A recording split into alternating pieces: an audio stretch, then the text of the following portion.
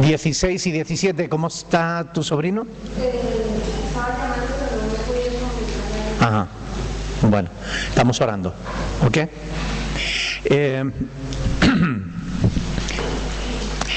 Decía que la semana pasada meditábamos en los versos 16 y 17 que hablan de la unión y de ser una sola carne, ¿verdad? O un solo espíritu. ¿Y les quedó alguna pregunta sobre el tema? ¿Algo que no quedara claro? ¿Algo que quisierais que retomáramos? Alba. Usted decía el jueves pasado que el matrimonio es como por testimonio, pero yo veo en Génesis 1 de Génesis, que dice en Génesis 1 que el Señor al establecer el matrimonio pues le da miedo de que lo bendiga. Entonces mi pregunta es, si él dijo el matrimonio, entonces ¿por qué uno no se puede casar? Si una persona vive 15 años, ¿por qué no puede arreglar su vida y hacerlo por la bendición de Dios, no por testimonio ni por este día, sino que son 15 años sino casarse y que sea bendición de Dios, no es arreglar sus cosas con el Señor? Según eso, el matrimonio fue establecido por Dios en la primera pareja que para el Señor. Muy bien. Ok. La hermana, para aquellos que no pueden oírlo por internet, voy a resumir un poquito la pregunta que ha planteado. Ella dice que yo la semana pasada comenté que cuando dos personas ya vienen a la iglesia en unión libre, ¿no? Lo que se llama en unión libre, que yo les aconsejaba casarse por testimonio, ¿no? Y ella dice que en Génesis capítulo 1, vamos a ir a Génesis, dice que ella ve en Génesis que Dios bendijo la unión matrimonial, ¿verdad? Ahí ¿quiere mostrarme el pasaje donde dice que Dios bendijo el matrimonio? 1:28. Y los bendijo Dios y les dijo: fructificad y multiplicaos, llenad la tierra y sojuzgadla, señoread en los peces del mar, en las aves de los cielos y en todas las bestias que se mueven sobre la tierra. ¿Ok? Aquí se nos está diciendo que Dios a la primera pareja, que Él la hizo, los bendijo y le dijo: creced y multiplicaos. Lo que estábamos comentando la semana pasada era cuando dos personas vienen ya en esa situación a la iglesia, cuando dos personas vienen con 15 años de convivencia, con dos hijos en común, ¿quién dice que Dios no esté bendiciendo a esa pareja?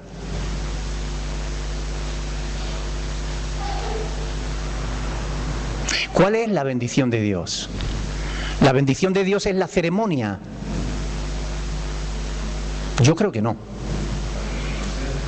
No, yo creo que la bendición de Dios es el que esa pareja se sigan siendo fieles el uno al otro, el que ellos hayan podido crecer y multiplicarse, que las cosas les vayan bien y que de hecho Dios les haya traído a su familia, ¿no?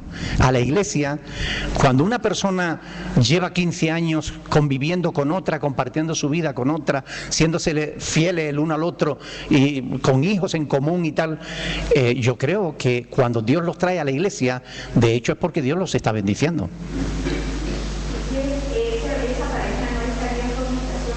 No, de ninguna manera. Vamos otra vez de nuevo al texto de la semana pasada. Primera de Corintios capítulo 6.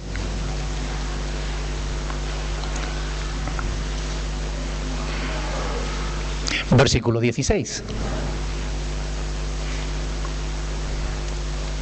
Sabemos que la palabra fornicación, para aclararlo antes de leer el texto, significa acto sexual, ¿verdad?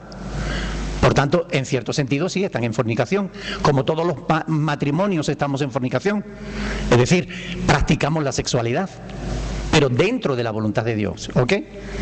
Ahora, la palabra fornicación como pecado es cuando se utiliza la sexualidad fuera de la voluntad de Dios, ¿ok?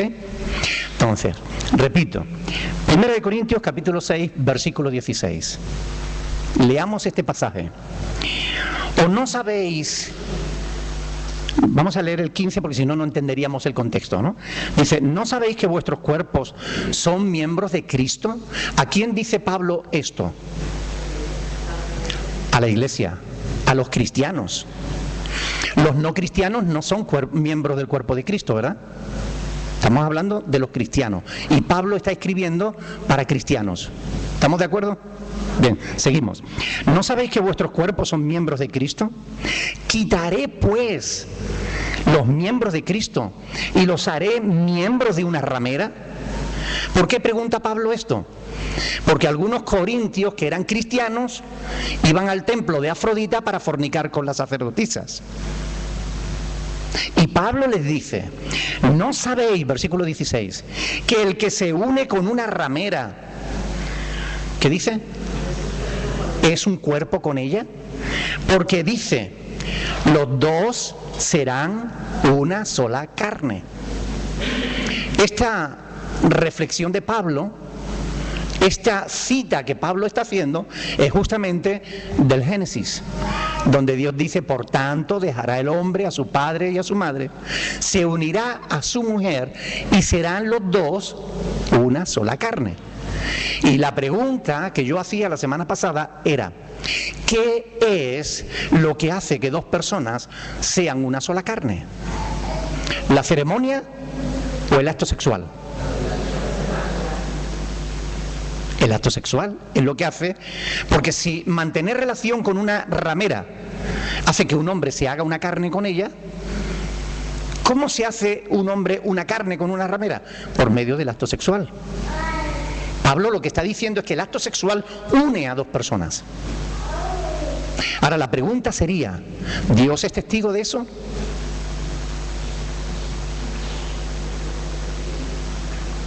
Dios es testigo. Ahora, no estoy hablando de parejas creyentes que se conocen, se gustan y se van a dormir juntos. No estoy hablando de eso. Eso sería incorrecto, porque ellos saben que hay un orden en las cosas y que por testimonio tienen que hacer las cosas como la palabra de Dios nos enseña, ¿verdad? Pero cuando ya una pareja viene así a la iglesia, cuando una pareja vienen juntos durante 15 años, con 2 niños en común, ¿cómo podemos decir que están en pecado? ¿Cuál es su pecado? Explíquenmelo, porque yo no lo entiendo. ¿Cuál es el pecado de esa pareja? ¿No haber celebrado la ceremonia del matrimonio? ¿Qué es la ceremonia? Un testimonio público de que 2 personas han decidido compartir sus vidas. Y en los cristianos, una ceremonia es también un testimonio público donde se pide además la bendición de Dios sobre esa pareja. Pero cuando son 2 personas que no eran cristianas y que vienen a la iglesia así, ¿por qué vamos a condenarlas diciéndoles que están en pecado? ¿Por qué les vamos a prohibir la comunión con la iglesia cuando ya ellos espiritualmente tienen comunión con Dios y tienen comunión con los hermanos? No es la comunión, dice Pablo cuando está hablando de la Santa Cena, no es la comunión. Es decir, ¿no es el pan la comunión del cuerpo de Cristo? ¿No es un símbolo de que tenemos comunión con los hermanos? ¿Y el vino no es la comunión de que tenemos, no es el símbolo de que tenemos comunión con Dios? Si tenemos comunión con Dios y tenemos comunión con los hermanos, ¿qué impide que esa persona tome la Santa Cena?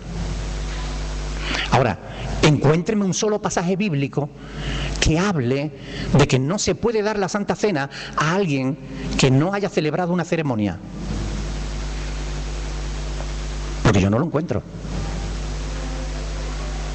O encuéntreme un pasaje bíblico que diga que no se puede bautizar a alguien porque viene ya casado, unido a otra persona, aunque no hayan celebrado una ceremonia en una iglesia.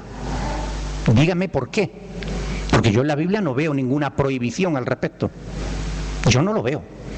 No sé si ustedes lo verán, enséñenme, por favor. Pastor, pero esa pareja si siguen en el cristianismo, debería de casarse, ¿no? Lo que yo dije la semana pasada es que yo aconsejo a las parejas que vienen así que lo hagan. No es que no deban, ¿cómo que no? Yo les aconsejo que lo hagan, pero les aconsejo que lo hagan por testimonio delante de su familia, por testimonio y porque asumen el compromiso delante de las autoridades y asumen su compromiso para con sus hijos. Por eso yo les recomiendo que lo hagan. Y de hecho aquí hay parejas que vinieron en unión libre y hoy están casados, no una ni dos. Hay varias parejas aquí en la iglesia que vinieron así. Y yo les aconsejé que se casaran. Pero nunca les dije que estaban en pecado porque no habían celebrado la ceremonia. Porque sinceramente no encuentro eso en la Biblia. Víctor. No sé si lo analizamos de que es una pareja que casó un señor con 104 años de edad, que está con 98, 98 años, 90 y pico de años viviendo juntos. Claro, se cagaban las ceremonias. Qué bien, ¿no? Habría que verlo la noche de boda.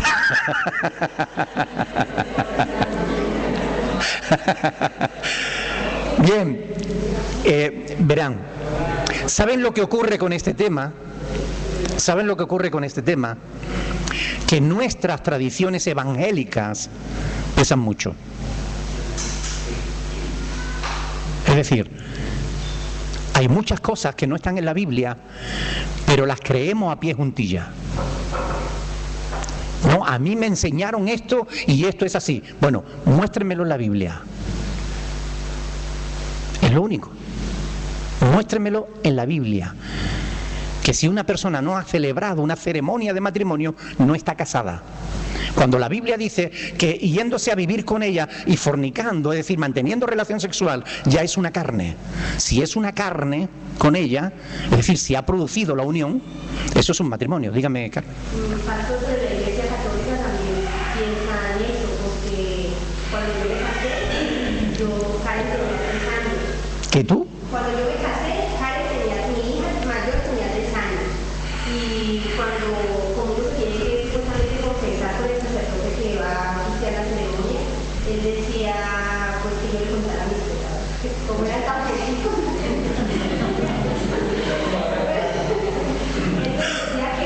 Que paró y me decía que uno o el más grande era haber vivido 3 años sin casado, Ajá.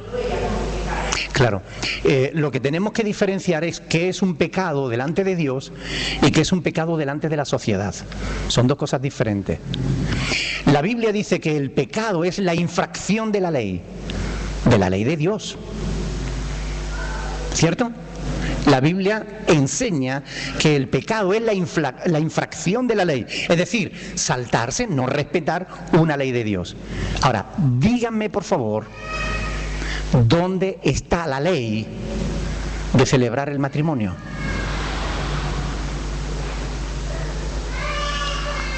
De celebrar, de hacer una ceremonia religiosa en el matrimonio. ¿Dónde está esa ley? Porque yo no la conozco. Yo sé que hay pasajes que se pueden estirándolos y dándoles vuelta y retorciéndolo un poquito, puede aparentar que dice lo que no dice.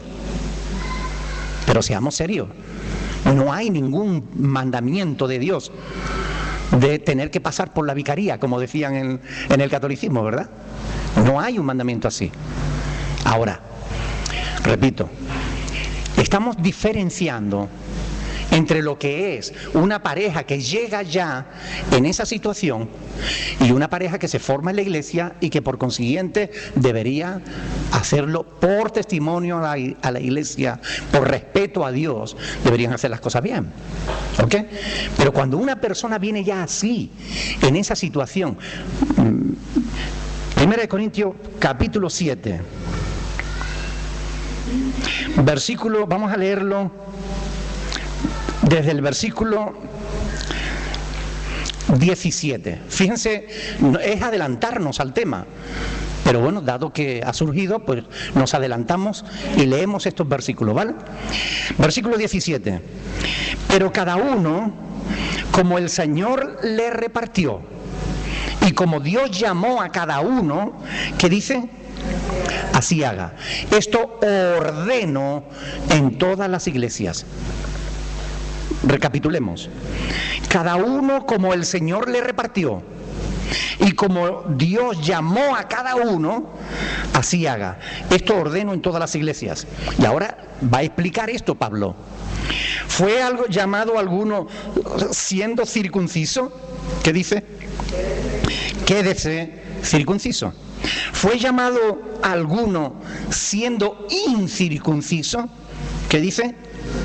No se circuncide. La circuncisión, y estamos hablando de esto, sí hay una ley. Y aún habiendo una ley, Pablo dice la circuncisión nada es. Y la incircuncisión nada es, sino el guardar los mandamientos de Dios. Curioso, ¿no? Era una ley para los judíos, pero Pablo está diciendo, no es un mandamiento para los cristianos. Cada uno en el estado en que fue llamado, ¿qué dice? En él se quede. ¿Fuiste llamado siendo esclavo? No te dé cuidado. Pero también si puedes hacerte libre, procúralo más, porque en el Señor fue llamado siendo, porque el que en el Señor fue llamado siendo esclavo, liberto es del Señor. Asimismo, el que fue llamado siendo libre, esclavo es de Cristo. Por tanto, cada uno en el estado en que fue llamado, así, versículo 20, en él quede, en él se quede. Es decir, si una pareja, Dios los llama y vienen ya en ese estado de convivencia durante 15 años, ¿qué dice Pablo? Que así se quede. Eso es lo que dice la palabra. Lo que nos dicen las tradiciones evangélicas es otra cosa. Pero la palabra dice, en el estado en que fue llamado, en él se quede. Ahora, ¿qué debiéramos nosotros hacer? ¿Seguimos los mandamientos humanos o seguimos la palabra? ¿Seguimos las tradiciones de los hombres o seguimos la palabra? Porque lo que estamos haciendo es escudriñar las Escrituras, es escarbar para ver qué dice la Escritura sobre estos temas, que muchas veces no nos planteamos porque a nosotros nos dijeron eso y eso es lo que creemos. Pero ¿es verdad? ¿No es verdad? ¿Qué parte es verdad y qué parte no lo es? Y eso es lo que estamos haciendo, tratando de ir más allá de lo que nos han enseñado, profundizar en las Escrituras. Jesús dijo escudriñar. En el original significa escarbar en las Escrituras. Porque estas cosas están aquí, pero cuando las leemos por encima ni nos enteramos, ¿verdad? Pero ahí está escrito, cada uno en el estado en el que fue llamado, en él se quede.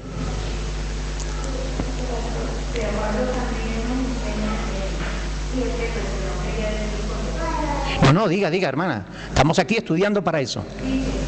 Pues los solteros y las viudas, qué bueno les puede quedar sus corazones, pero el que no tiene donde recibirse en casa, el mejor es casarse que estarse con mayor de Dios. Ajá. ¿Y? ¿Qué quiere decir con eso? ¿Y por qué dice que se casen para no quemar? Yo le explico, es adelantarnos en el estudio, pero yo le explico. ¿Por qué? Pues porque Pablo está diciendo en el capítulo 7, el capítulo 7 tiene que ver con el matrimonio. Nos estamos adelantando, pero lo voy a explicar, ¿vale? Capítulo 7 tiene que ver con el matrimonio. ¿Cuál es el motivo por el cual Dios quiere que los hombres y las mujeres se unan? Porque eso es matrimonio. Matrimonio no es la ceremonia. Matrimonio es la unión de un hombre y una mujer. ¿Lo tenemos claro o no? O sea, es importante que entendamos que el matrimonio no es la ceremonia. El matrimonio es la unión de un hombre y una mujer. Ahora, ¿por qué Dios quiere que los hombres se unan a las mujeres? Pablo dice, en cuanto a las cosas de que me escribiste, después hablaremos más profundamente de todo esto. Bueno le sería al hombre no tocar mujer.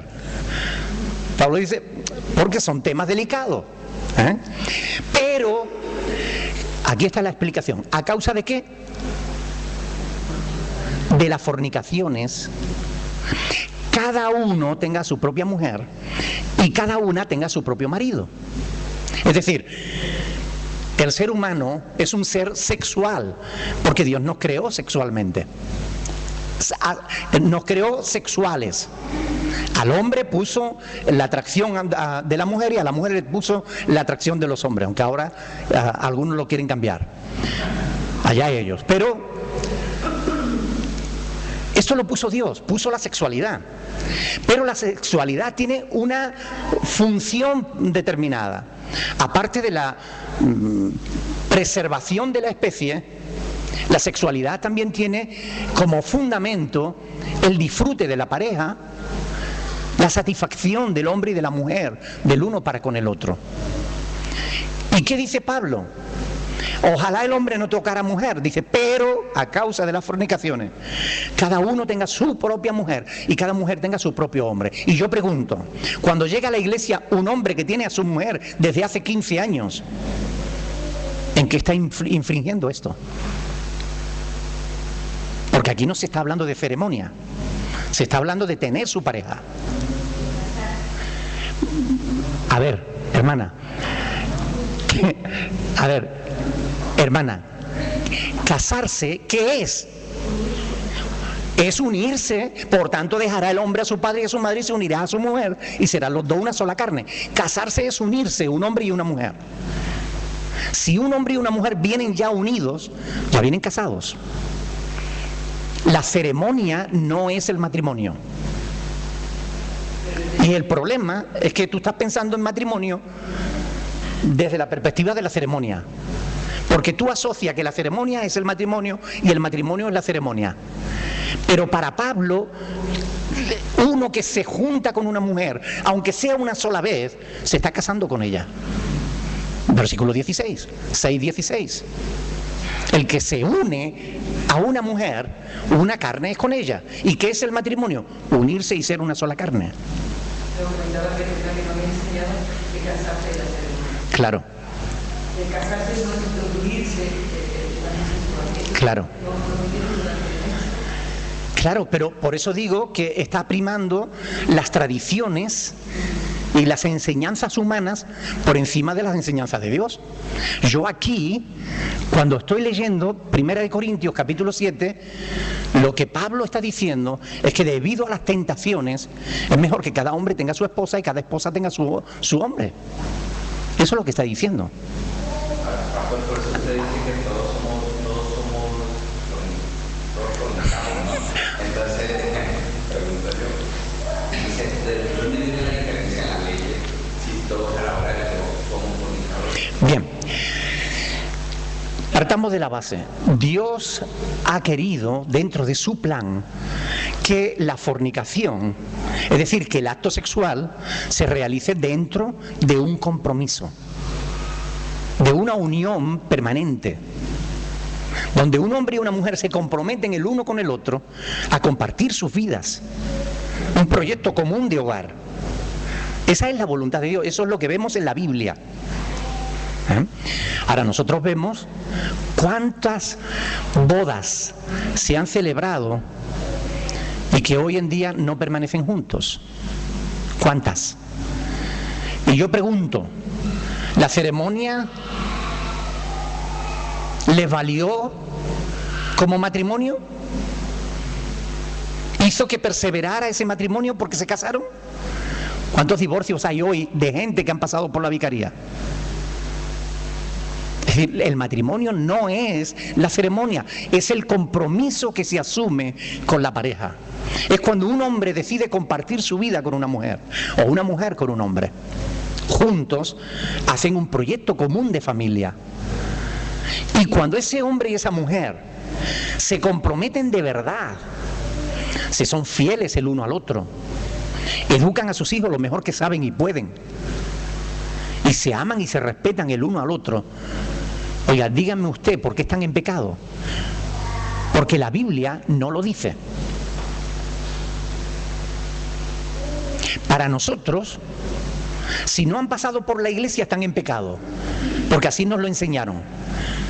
Pero ¿dónde está eso? Cuando la Biblia habla de casarse, está hablando de que un hombre y una mujer han decidido unir sus vidas. Y si Pablo dice que incluso el que se une a una ramera es una carne con ella, lo que está poniendo el énfasis el apóstol es que el acto sexual une, te hace una carne con la otra persona. Pablo le está dando importancia a eso. ¿Por qué nosotros no se la damos? ¿Por qué le damos más importancia a la ceremonia?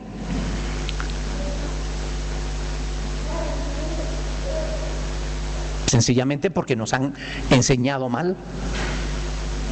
Ahora, esto vamos a ir a verlo poquito a poco. Todo el capítulo 7 es muy interesante y lo vamos a ver poco a poco.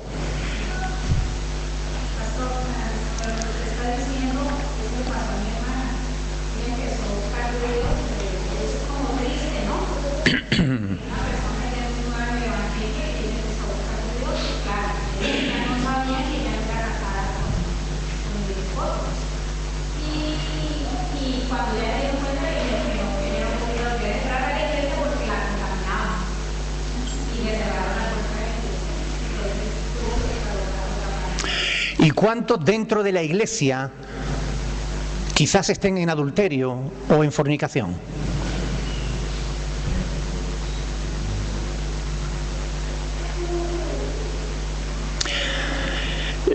Sinceramente, cuando el apóstol Pablo está diciendo aquí que el que se une con una ramera a un cuerpo es con ella, está diciendo lo mismo que dice el Génesis. Oísteis que fue dicho: por tanto dejará el hombre a su padre y a su madre y se unirá. Esa palabra es el matrimonio. Se unirá a su mujer y serán los dos una sola carne. Eso es matrimonio. Eso es matrimonio bíblico. Lo otro es ceremonia religiosa o civil, como queramos, pero ceremonia. Pero no es la ceremonia, no es el matrimonio. Repito, yo citaba la semana pasada incluso el derecho canónico católico, ¿no? Que ya está casi olvidado, pero que el derecho canónico dice que cuando se realiza una celebración matrimonial, se hace una boda y la pareja no llega a consumar el matrimonio, ese matrimonio no tiene validez, se puede anular. ¿Por qué? Porque el matrimonio no es la ceremonia. El matrimonio es la unión del hombre con la mujer. Un poco fuera de... O sea que todas las parejas que se casan por conveniencia, al no consumir, porque no hay una relación, están haciendo mal por una mentira o están haciendo, o están uniéndose a esa persona, ya es por... Repito, la ceremonia no es lo que te une. Lo que te une es el acto sexual. Eso es lo que dice la Biblia, eso es lo que dice Pablo. Que no es que lo diga yo, ¿está escrito o no? Ahora, también dice... Óscar.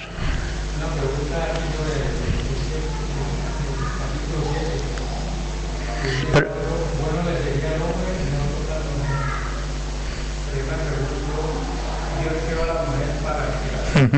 pero vamos a llegar ahí, es que nos estamos adelantando. Es que... sí, es verdad.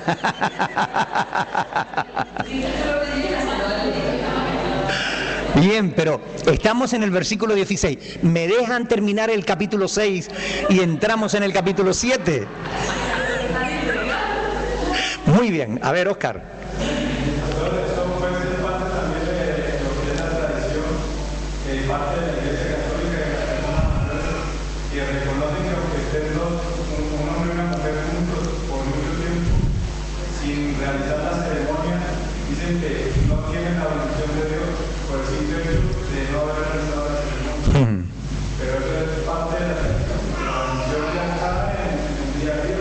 ¿Qué es la bendición? ¿En qué consiste la bendición de Dios?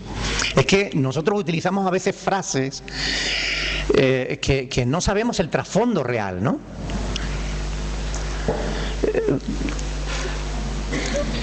Un día estaban oyendo una conversación entre dos creyentes y uno le estaba diciendo al otro, pero absolutamente convencido, no, donde está el Espíritu de Dios, allí no puede haber ningún demonio cerca.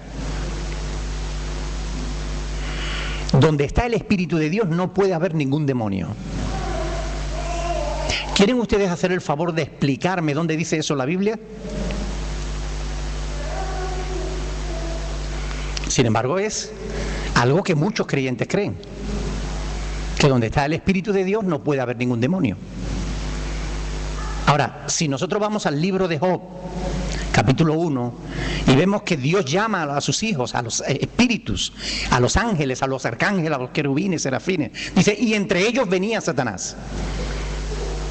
Y Dios le pregunta, ¿de dónde viene? De rodear la tierra. Ah, ¿y no has considerado a mi siervo Job, que no hay otro como él? Hombre justo. ¿Quién dice que no puede haber un espíritu inmundo donde está el Espíritu de Dios? ¿No nos damos cuenta de que estamos limitando a Dios al decir que donde está Dios no puede haber un demonio? No limitamos solamente al demonio, limitamos también a Dios. Y eso no es correcto, porque no hay ningún versículo que diga eso, pero muchos lo creen. Oscar.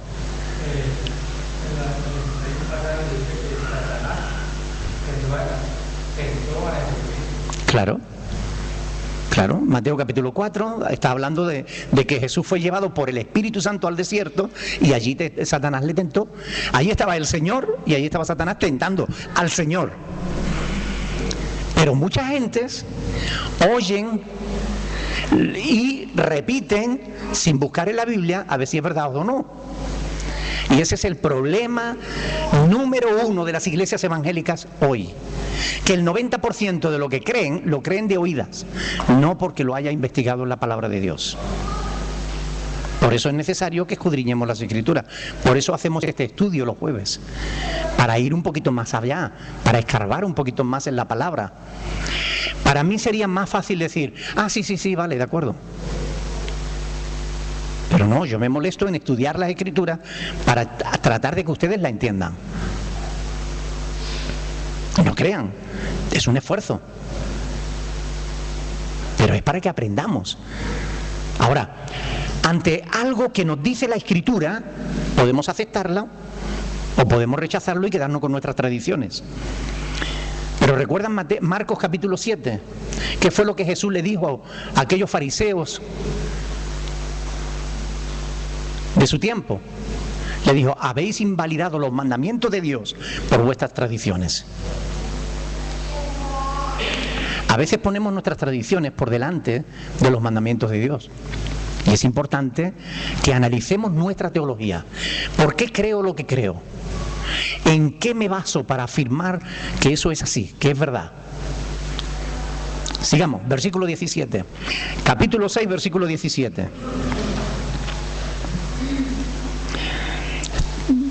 Bueno, no, el versículo 17 lo vimos también la semana pasada, ¿verdad? Porque veíamos que el que se une a una ramera, un cuerpo es con ella, dice, pero el que se une al Señor, un espíritu es con él, ¿verdad? Y esta es la razón por la cual nosotros, se nos exhorta en el versículo 18 a huir de la fornicación, porque si somos uno con el Señor, si somos parte del cuerpo del Señor, ¿cómo podremos nosotros unir parte? Es decir, nosotros unirnos a una ramera, estaríamos uniendo el cuerpo de Cristo con una ramera. Y eso es algo que no debe ser. Recordemos que en Corinto había algunos creyentes que pensaban que nada de lo que se hace con el cuerpo afecta al espíritu. Pero justamente Pablo está diciendo que sí. Oiga, que Pablo está diciendo justamente lo contrario. Si nuestro cuerpo va a resucitar, si nuestro cuerpo es templo del Espíritu Santo, si nuestro cuerpo es miembro del cuerpo de Cristo, no podemos usarlo para lo malo. La razón principal por la que el fornicario se daña a sí mismo, vamos a leer el versículo 18, dice, huid de la fornicación. Cualquier otro pecado que el hombre cometa está fuera del cuerpo, mas el que fornica contra su propio cuerpo peca. La razón principal por la que el fornicario se daña a sí mismo en la unión con una prostituta No es ni psicológica ni sociológica. La razón principal es teológica. Les voy a explicar. ¿Qué quiero decir con esto? Que cuando nosotros cometemos una inmoralidad, cuando usamos la sexualidad fuera de nuestra pareja, fuera de nuestro compromiso, fuera de nuestro matrimonio, ahí nosotros estamos obstaculizando la santidad del cuerpo. Somos templo de Dios, somos miembros del cuerpo de Cristo. Mi cuerpo va a resucitar. Si yo lo uso para el mal, estoy obstaculizando el proyecto de Dios, el propósito de Dios para con mi cuerpo. La segunda frase de este pasaje: cualquier otro pecado del hombre que el hombre cometa está fuera del cuerpo, más el que fornica contra su propio cuerpo peca. La verdad es que es algo confusa. Es confusa. Por cuanto hay otros pecados que afectan al cuerpo, ¿verdad?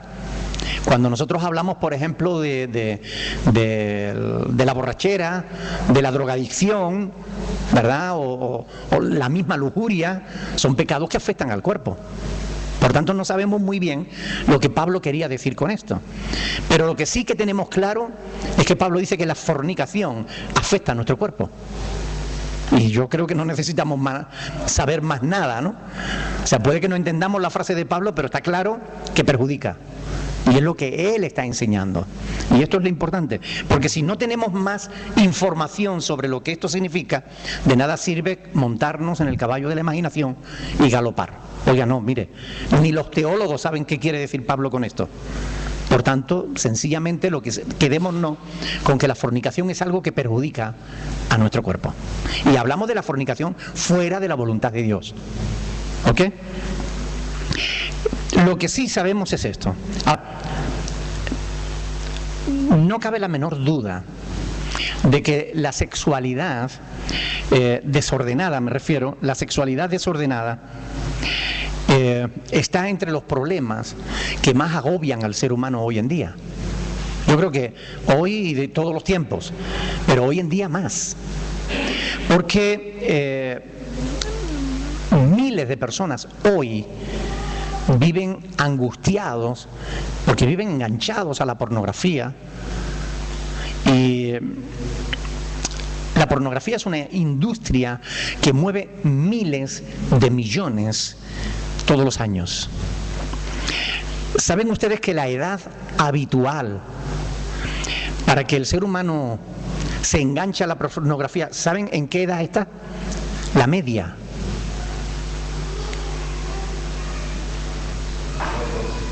¿12?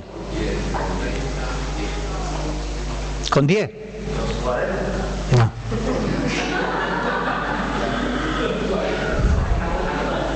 Actualmente, y esto es un dato de hace varios años, se decía que estaba en 9 años.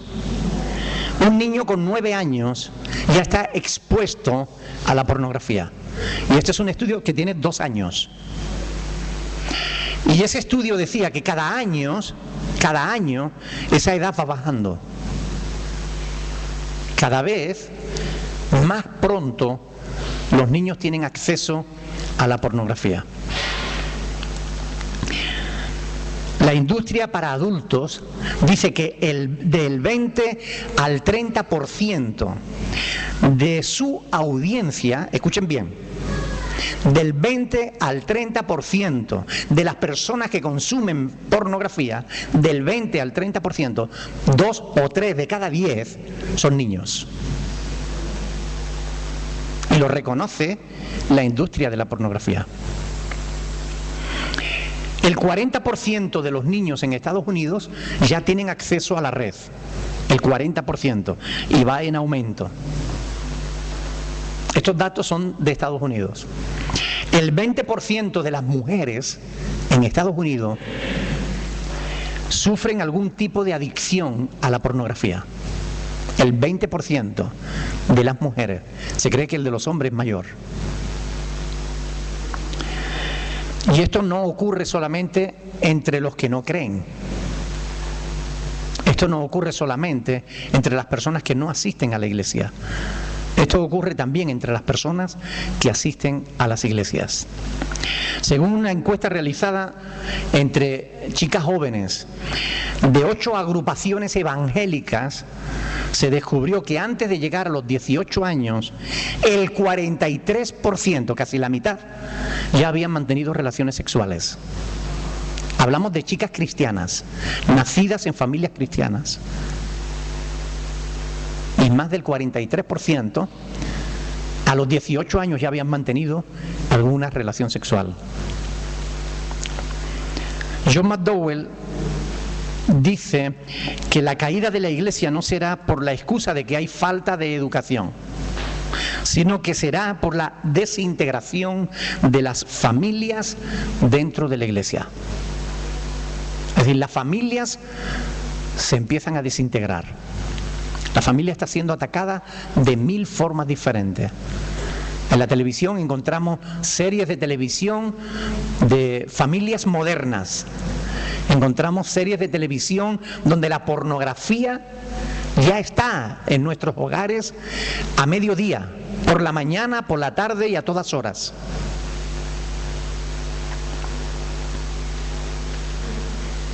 ¿Será por esto que se nos exhorta a huir de la fornicación?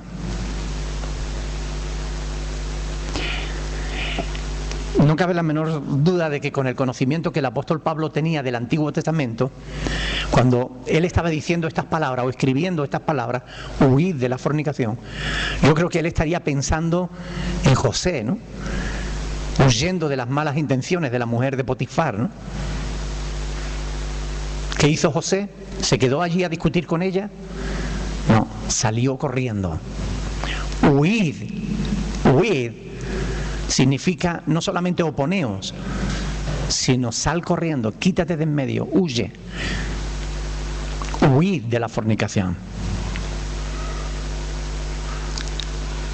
Ahora, todo esto gira en torno a una pregunta. Una pregunta que debemos hacernos.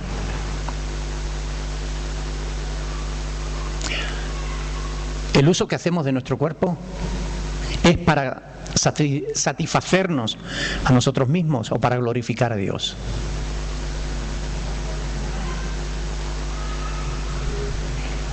El 99,99%. No vamos a... Yo quiero que lean conmigo un pasaje, Romanos capítulo 6. Romanos capítulo 6. Quiero hacerle una pregunta con respecto a este pasaje. Romanos capítulo 6, versículo 20.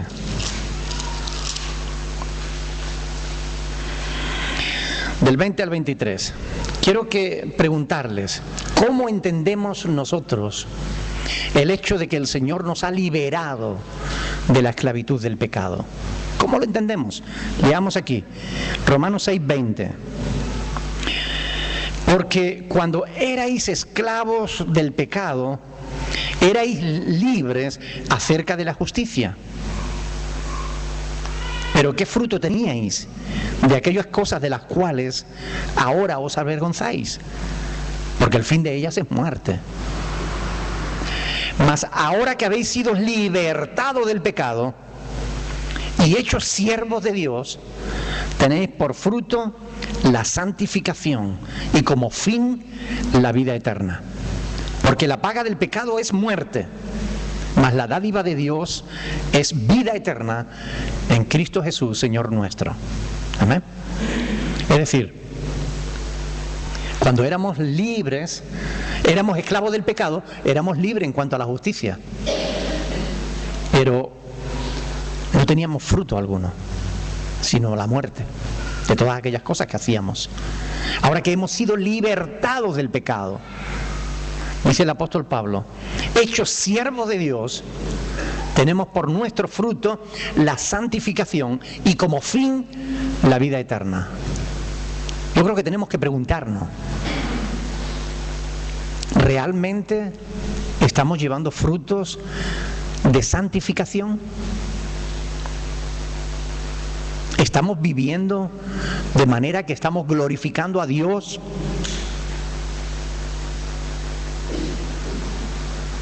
Versículo 19. 1 Corintios 6, 19. ¿O ignoráis que vuestro cuerpo es templo del Espíritu Santo, el cual está en vosotros, el cual tenéis de Dios, y que no sois vuestros? Una vez más, Pablo les está diciendo, o ignoráis, es decir, como diciendo, ¿no sabéis?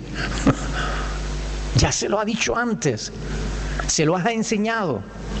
Pablo se refiere a aquellas cosas que ellos deberían saber. Pablo había enseñado muchas cosas a los corintios, muchas, pero estos habían fracasado como discípulos. Es cierto que en la iglesia actual escasean los buenos maestros.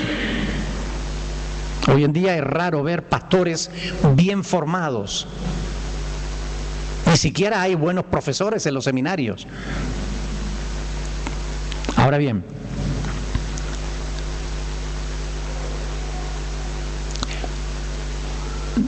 debiera haber pastores formados por otros pastores que siguieran, como dice la palabra de Dios, en una relación personal con Dios y con su palabra. Que siguieran la cadena, como dice el apóstol Pablo a Timoteo, ¿no? ¿Recuerdan aquello de lo que has oído de mí ante muchos testigos? Esto encarga a otros hombres que sean idóneos para enseñar a su vez a otros. Es decir, yo te he enseñado, tú tienes que enseñar a otros y para que eso enseñen a otros. Ese era el orden establecido por la palabra. El otro día, hablando con un pastor, me preguntó, ¿qué opina de los seminarios? Le digo, yo no creo en los seminarios. No creo en los seminarios. Creo que los seminarios existen porque los pastores no cumplen con su obligación de enseñar y de preparar a otros para el ministerio. Pero si los pastores hiciéramos esto, lo que enseña la Biblia, no tendríamos que mandar a los jóvenes que quieren servir a Dios al seminario. Les enseñaríamos nosotros y les enseñaríamos todo el consejo de Dios y les enseñaríamos no solo teología, sino vida práctica, de compromiso con Dios. Pero como hoy los pastores no hacen eso, los seminarios son necesarios. Pero desgraciadamente, en un seminario hay cosas que no se pueden aprender, que se aprenden en el terreno, que se aprenden en la supervisión continua y diaria del discípulo. Y eso el pastor que lo conoce es quien lo puede enseñar y lo puede discipular. Hoy muchos púlpitos están llenos de títulos, pero de muy poco conocimiento de la palabra de Dios. Gente formados en psicología, gente formados en homilética, en la habilidad para hablar en público, gente formados en direcciones, en dirección de empresas, gente formados en varias materias, incluso en publicidades, pero con desconocimiento absoluto de la palabra de Dios. Ahora, no es menos cierto que hay algunas iglesias que tienen buenos maestros y que los discípulos no aprenden. Pablo era un buen maestro, pero los corintios no habían aprendido. Pablo les había enseñado muchas cosas, pero ellos se ve que las habían olvidado todas. Por eso Pablo continuamente les tiene que decir, ¿no sabéis o ignoráis? Porque continuamente Pablo les está recordando cosas que ya les había enseñado de antemano, pero que ellos no estaban teniendo en cuenta en su vida. Así que hay cristianos que no le dan importancia a lo que aprenden, a lo que escuchan, a lo que enseñan. Es posible estar rodeado de buenos maestros y que no sepas nada.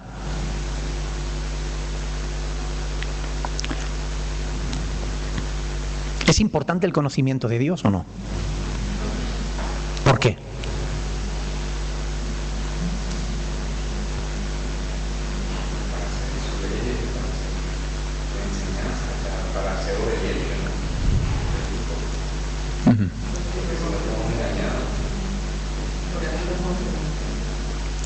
porque así lo conocemos a Él, para ser obedientes.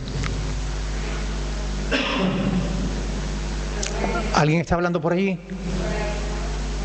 Para que no nos engañen, para tener una relación real con Dios, basado no en mitos, no en religiones humanas, sino en la verdad. Porque si no conocemos la verdad, ¿cuántas personas hoy en día tienen una religión que les obliga a hacer un montón de cosas, que le prohíbe otro montón de cosas, pero que no conocen a Dios para nada, que no tienen una verdadera relación con Dios? Hay muchísimas. Y si no conoces la verdad, ¿cómo vas a poder vivir la verdad? Sin el conocimiento de Dios, estamos perdidos, así de simple, perdidos. Claro. Pero muchos creyentes están esclavos, están presos de la ignorancia. Miren, gran cantidad de las cosas que los creyentes creen, la creen porque se la han dicho, pero no porque lo haya comprobado.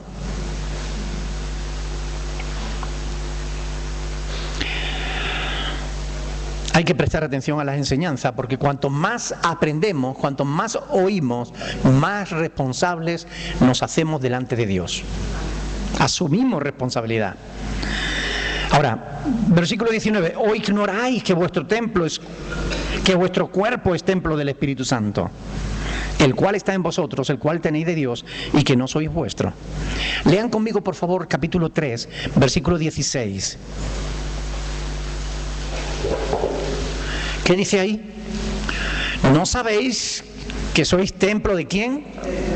De Dios. Y aquí en el 6:16, ¿o ignoráis que vuestro templo es templo de quién? Del Espíritu Santo. Oiga, aquellos que dicen que el Espíritu Santo no es Dios tienen un problema, ¿eh? Porque para Pablo, el creyente es templo de Dios, templo del Espíritu Santo. Así que para Pablo el Espíritu Santo es Dios. ¿Está claro o no está claro? ¿Verdad? Fíjense en el capítulo 2 de Corintios 6:16. 2 de Corintios 6:16.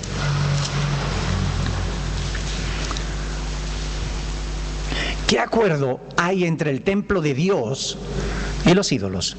Porque vosotros sois el templo del Dios viviente. Amén. Ahí está. Somos templo de Dios. Y aquí en el versículo 6:19 nos está diciendo: sois templo, vuestro cuerpo es templo del Espíritu Santo, el cual está en vosotros, el cual tenéis de Dios, y que no sois vuestro. Amén. Pablo se había dirigido a la iglesia de forma general, pero ahora le está hablando a la iglesia a nivel individual. Cada uno de nosotros somos templo de Dios, somos templos del Espíritu Santo. Algunos griegos, concretamente los estoicos, creían que el espíritu moraba en el alma, en el intelecto del hombre, y que el hombre tenía espíritu cuando tenía mucho conocimiento. ¿Está Pablo de acuerdo con eso?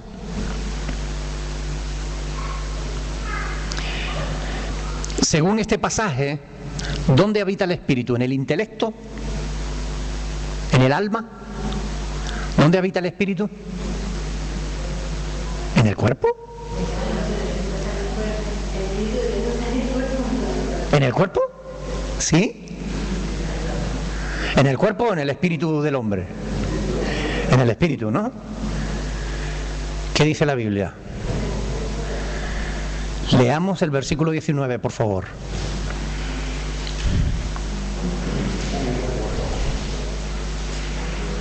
¿Qué dice ahí? ¿Dónde habita el Espíritu Santo?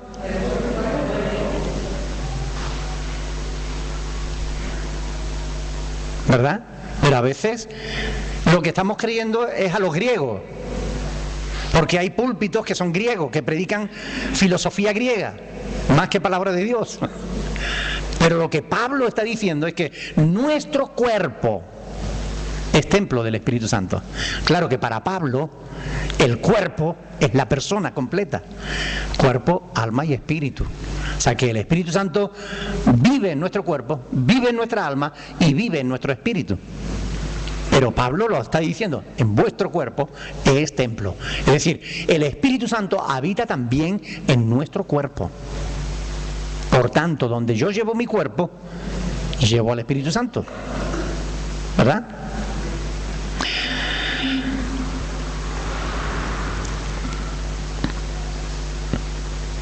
En toda esta discusión se ve el contraste que Pablo hace entre la carne y el espíritu. Mientras que los griegos hablaban del cuerpo y del alma. Los griegos decían, cuerpo es malo, el alma es bueno. Pablo no habla de cuerpo o de alma. Pablo está hablando de la carne y del espíritu. Es decir, de la naturaleza carnal que hay en el hombre, que es contraria a la voluntad de Dios, o de la naturaleza espiritual que tenemos porque Dios la ha depositado por nosotros por fe en Cristo. ¿Entienden la diferencia? Nosotros no entendemos que el cuerpo sea malo. Lo que es mala es la naturaleza carnal que nos lleva a usar mal nuestro cuerpo. Hay una diferencia. La filosofía griega dice, no es que el cuerpo no vale nada, el cuerpo no tiene importancia, el cuerpo no sirve, por tanto tú puedes hacer lo que te dé la gana con el cuerpo. No, oiga, mira, mi cuerpo es templo del Espíritu Santo.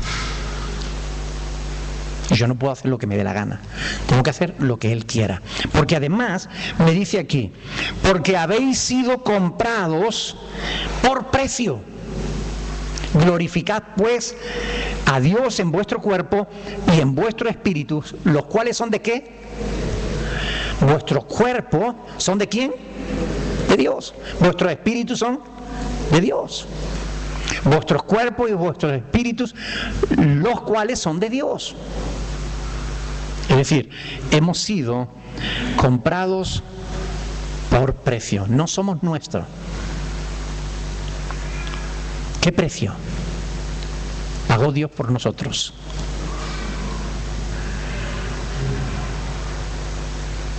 ¿Pagó con oro o con plata? Primera de Pedro, capítulo 1, versículos 17 y 19. Léanlo conmigo, por favor. Porque nunca debemos olvidar esto. Nunca debiéramos olvidar el precio que Dios pagó por nosotros. Y si invocáis por Padre, Primera de Pedro 1:17, y si invocáis por Padre a aquel que sin acepción de personas juzga según la obra de cada uno, conducíos en temor todo el tiempo de vuestra peregrinación, sabiendo cómo tenemos que conducirnos. En temor, ¿no dice?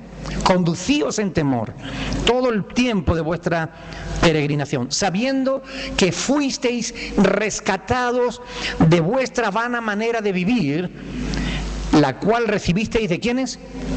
De nuestros padres, no con cosas corruptibles como oro o plata, sino ¿con qué? Con la sangre preciosa de Cristo, como de un cordero sin mancha y sin contaminación. Amén. Fuimos comprados. ¿Y a quién nos compró Dios? ¿A quién le pertenecíamos?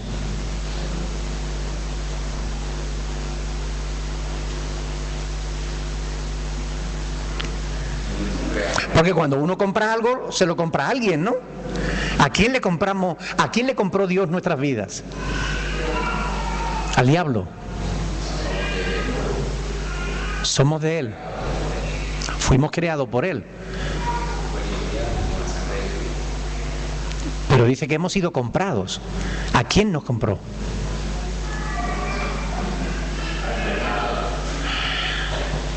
Al pecado, al infierno, al diablo, porque éramos reos de muerte, éramos hijos de perdición, éramos hijos de Satanás. Por eso dice que fuimos rescatados. Pertenecíamos al reino de las tinieblas. Pero Dios, que tuvo misericordia, por su gran amor con que nos amó, estando nosotros muertos en nuestros delitos y pecados, nos dio vida juntamente con Cristo, y por gracia somos salvos. Y nos trasladó del reino de las tinieblas al reino de su amado Hijo. Nos compró con la sangre preciosa de Cristo de manos del diablo, porque le pertenecíamos a Él. Por causa de nuestros pecados estábamos vendidos. Íbamos a tener el mismo fin que Satanás, el lago de fuego. Pero Dios nos compró, nos rescató por medio de la sangre de Cristo. Pagó por nuestros pecados para librarnos a nosotros. Tremendo, ¿no? Lo que Dios hizo. Por tanto, nuestro cuerpo no nos pertenece. Tenemos dueño. Y ese dueño es Dios. Nuestra unión con Dios nos hace un espíritu con Él. Es lo que decía aquí en el versículo 17, ¿verdad? El que se une al Señor, un espíritu es con Él. Ahora, dado que tenemos dueño, debemos glorificarle. Debemos glorificarle en nuestro cuerpo y en nuestro espíritu, los cuales son de Dios. Hoy en día hablar de que tenemos dueño es algo raro, ¿verdad? Pero en la época en la que esto se escribió no era nada raro, porque existía todavía la plaga de la esclavitud. Y comprar un esclavo era algo normal en esa época. Por eso Pablo utiliza esa figura, ese ejemplo, para decir que nosotros éramos esclavos del pecado y fuimos comprados para hacernos libres. Comprados al pecado para hacernos libres. Y esto es importante. Ahora,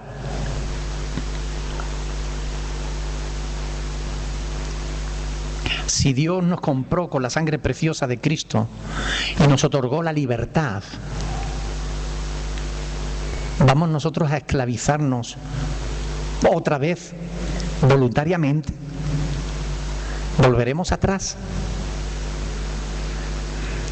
¿No merece Dios el mayor de los respetos por habernos comprado, no para usarnos como esclavos, sino para darnos la libertad? Nos mostró su amor para con nosotros, entregando a su propio Hijo a la muerte para que nosotros fuéramos libres.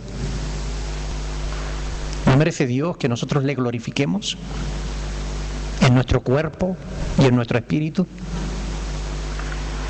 Nuestro cuerpo es un tesoro maravilloso que Dios nos ha otorgado, pero debemos usarlo bien, de manera que le demos gloria y honra al Señor, porque de lo contrario nos perjudicaremos a nosotros mismos. ¿Qué se puede desear en esta vida que de verdad valga la pena? ¿Qué será lo que le otorgue al ser humano la plenitud verdadera?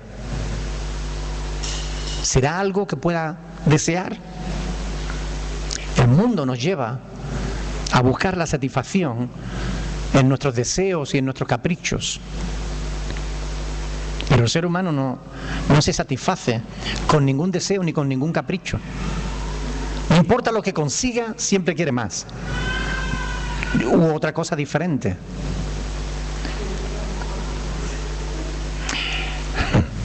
Vivimos constantemente bombardeados por la idea de que tenemos que satisfacernos a nosotros mismos. El concepto de la moralidad bíblica se ve como algo anticuado. Hablar de pecado en el siglo XXI parece que es algo anticuado. Sin embargo, sabiendo que no hay nada que pueda satisfacer plenamente al ser humano, sea lo que sea que se persiga,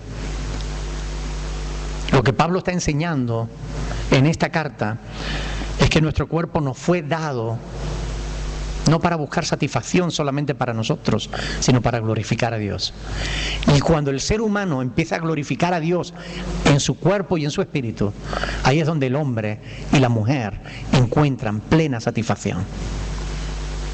Cuando está sintonizados con la voluntad del Creador. Ahí es donde da igual que tengas el mundo a tus pies o que no tengas absolutamente nada, pero te sientes pleno, te sientes satisfecho, te sientes contento, feliz y dichoso, porque no depende de lo que tengas, sino de si tienes o no tienes a Dios en tu vida. Esta es la realidad. La misión de nuestro cuerpo es mostrarle al mundo que Él vive en nosotros. No es que nos perdamos en fornicación o que lo usemos para el pecado. Eso no es aprovechar nuestro cuerpo. Quizá debiéramos preguntarnos, ¿puede ver el mundo que me rodea? ¿Puede ver a Dios en mi estilo de vida o en la forma en que yo uso mi cuerpo? ¿Pueden los demás ver a Dios en mí? Ojalá que vivamos para satisfacer a Dios, más que para satisfacernos a nosotros mismos. ¿Qué tendríamos que cambiar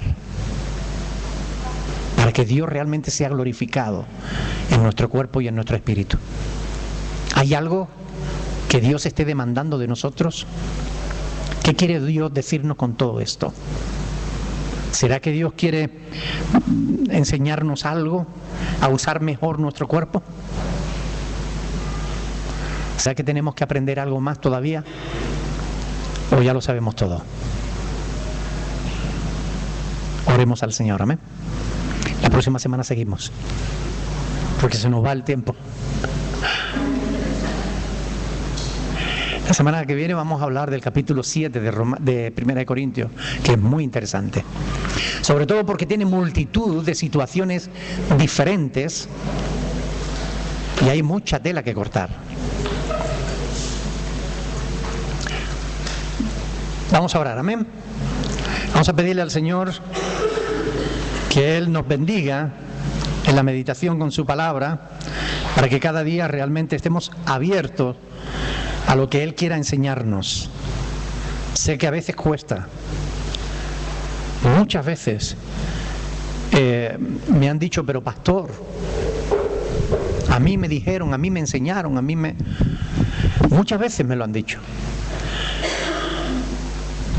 Lo importante es que escudriñemos juntos la palabra y que juntos descubramos la verdad de Dios. Amén. Vamos a orar. Alguien que quiera orar, por favor.